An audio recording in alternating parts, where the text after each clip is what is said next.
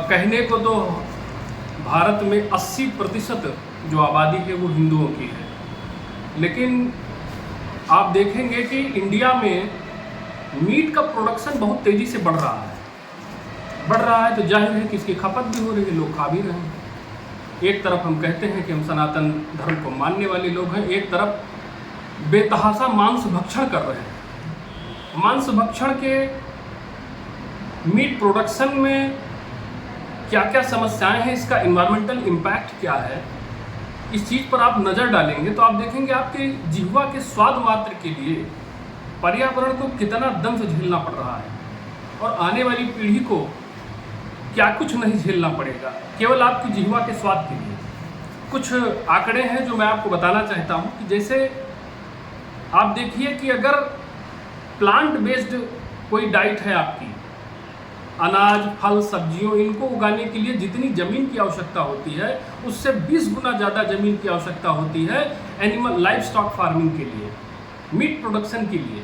एक तो आप देखिए ज़मीन ज़्यादा उपयोग होती है, दूसरा आप देखिए कि FAO का डाटा ये बताता है कि मीट प्रोडक्शन 1960 से देखा जाए तो लगभग 5 गुना बढ़ चुका है, और 2023 में इनका अनुमान है कि 364 मिलियन टन की खपत हुई है लगभग। तो इतना सारा मीट लोग खा रहे हैं, ये वर्ल्ड का आंकड़ा है। दूसरे पे हम जाते हैं, अब आप स्वयं इन आंकड़ों से आकलन कर सकते हैं कि पर्यावरण पर इसका कितना भारी प्रभाव पड़ रहा है। आगे बढ़ते हैं, हम देखते हैं कि IME की रिपोर्ट कहती है कि 1 किलो मीट प्रोडक्शन के लिए लगभग 5000 से 20,000 लीटर पानी की आवश्यकता होती है। वहीं 1 किलो गेहूं उगाने के लिए लगभग हमको 500 से 4000 लीटर पानी की आवश्यकता होती है। तो आप देखिए वाटर इंटेंसिव चीज़ें हैं, मीट प्रोडक्शन वाटर इंटेंसिव है, इन्वायरमेंटल इम्पैक्ट इसका बहुत बुरा है।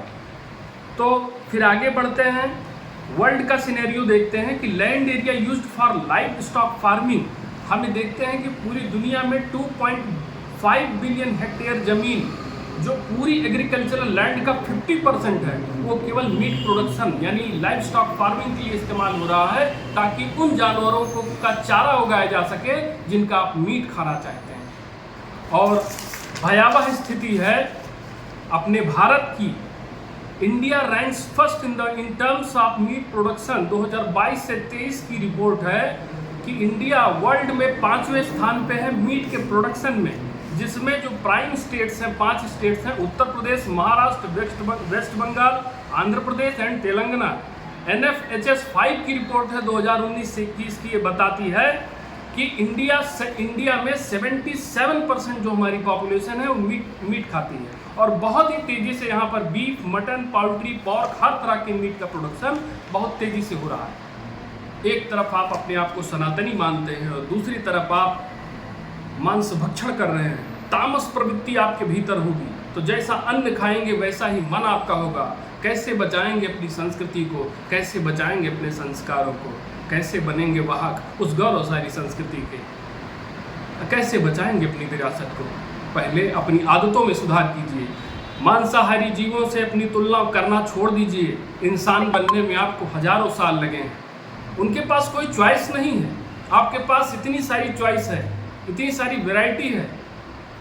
और वैसे भी आज विज्ञान भी सिद्ध करता है कि आपका खुद का शरीर मांस खाने के लिए नहीं बना हुआ, लेकिन आपकी चॉइस है। अगर मांस के आप कुछ भी खा के जीवित रहना चाहते हैं तो आपकी बॉडी सपोर्ट करेगी। लेकिन सात्विक भोजन, शाकाहारी, आपका जो पूरा सिस्टम है बॉडी का वो शाकाहारी है, शाकाहार के लिए ही बना हुआ है। आप मांस भक्षण आप करते हैं तो ये आपकी खुद की चॉइस है, और आपके केवल जिह्वा के स्वाद के लिए पूरी मानव जाति, पूरी प्रकृति को जो झेलना पड़ रहा है वो ये मौसम, ये बदलती जलवायु, ये सब इसके संकेत हैं कि अब भी आप सुधर जाइए।